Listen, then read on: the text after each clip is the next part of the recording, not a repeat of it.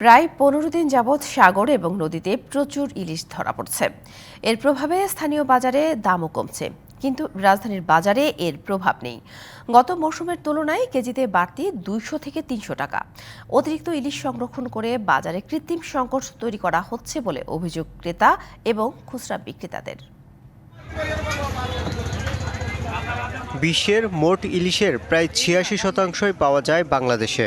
চলতি মৌসুমের শুরুতে কম ধরা পড়লেও গত প্রায় 15 দিন যাবৎ নদী এবং সাগরে প্রচুর ইলিশ পাওয়া যাচ্ছে। এখন কিন্তু প্রচুর ইলিশ মাছ আহরিত হচ্ছে, বিশেষ করে নদী মোহনাতে। আমরা ভোলাতে প্রায় 17টার উপরে মাছঘাট আছে, সব ঘাটেই কিন্তু ব্যস্ততা দেখতে পাচ্ছি এবং তারা সকাল থেকে সন্ধ্যা পর্যন্ত মাছ কিন্তু তারা আহরিত মাছ তারা কিন্তু ঘাটে উঠাচ্ছে। এতে স্থানীয় বাজারে কমেছে জাতীয় এই মাছের দাম। মোটামুটি একটা দুটা বড় মাছ পাওয়া যায়, তার দাম একটু কম। আগে মাছ কম পাইছি, দাম একটু বেশি পাইছি। যা 2-4টা মাছ দাওয়া দিছে, এখন মনে করেন যে আমরা অতটা লাভবান হইতে পারিনি। 250-টিরও বেশি ডিজাইন অপশন নিয়ে ওয়ালটন স্মার্ট ফ্রিজ, বোঝে আপনার প্রয়োজন।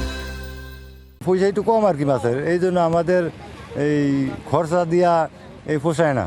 কিন্তু রাজধানীর বাজারে দাম এখনও চড়া।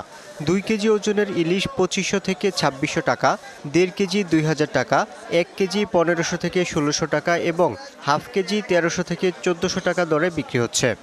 অন্য বছর যেটা আমরা কেজি 1500-1400 বেচছি, ওইটা কেজি চলতেছে 1800 টাকা। মাছ কম নদীতে, এই জন্য দাম বেশি। এবার মাছ হইতে আছে না এখন পর্যন্ত। কাস্টমার মোটামুটি আছে, কিন্তু মাছের দাম তো একটু বাড়তি, কিন্তু মাছ তো নাই।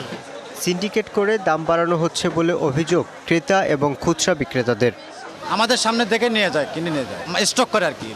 যখন ইলিশ মাছ কম থাকে ওই সময় আবার মাছটা বের করে। যারা এভাবে সিন্ডিকেট তৈরি করছে তারা আসলে দামটা কেন বাড়াচ্ছে? যারা তদারকি করে তাদের আরও সিনসিয়ার হওয়া উচিত। যতটা আশাবাদী ছিলাম যে ইলিশের দাম এই সিজনে অনেকটা কমার কথা, কিন্তু ওই তুলনায় অনেক হাই দাম।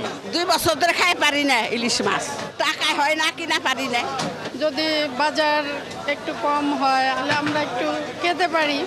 ইলিশের দাম কমলে অন্য মাছের দামও কমে আসবে বলে জানান বিক্রেতারা। Yusuf Rana, DBC news, Dhaka.